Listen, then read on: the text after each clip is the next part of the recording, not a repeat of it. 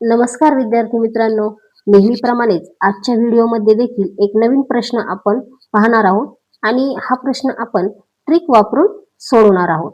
तर प्रश्न पहा, 3 अधिक 33 अधिक 333 या श्रेणीमध्ये 7 साखळ्या आहेत.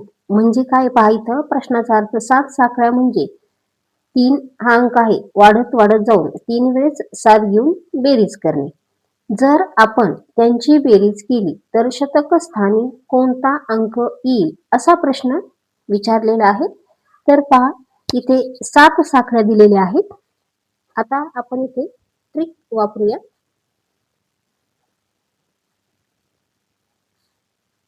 तर 7 साखळ्या आहेत म्हणून इथे पहा, 3 गुणिले 7. इथे हा गुणाकार आलेला आहे 7 21 हे मांडून घेतलेले आहेत. आता आपल्याला उतरत्या क्रमाने गुणाकार करायचा आहे. तर पहा, 3 गुणिले 6, इथे 6 18, त्यानंतर इथे 3 गुणिले 5. आता इथे 5 15. तर आता आपण इथे गुणाकार करून घेतलेला आहे. आता आलेला जो गुणाकार आहे तो एका विशिष्ट पद्धतीने आपण इथे मांडून घेणार आहोत.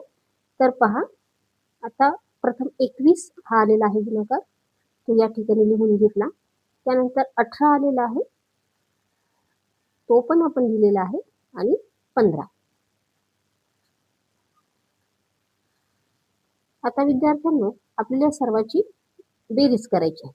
पहा, 1 जे आहे ते तसेच खाली येतील. 1 2 आणि 8 10, इथे 0 चा 1 दिलेला आहे. त्यानंतर 5 आणि 1 6, 6 आणि 1 7, आणि 1 तसेच खाली येतील. तर आता पहा, आपल्याला शतक स्थानचा अंक विचारलेला आहे. तर एकक, दशक आणि शतक म्हणजे शतक स्थानी आलेला जो अंक आहे तो आहे 7. शतक स्थानी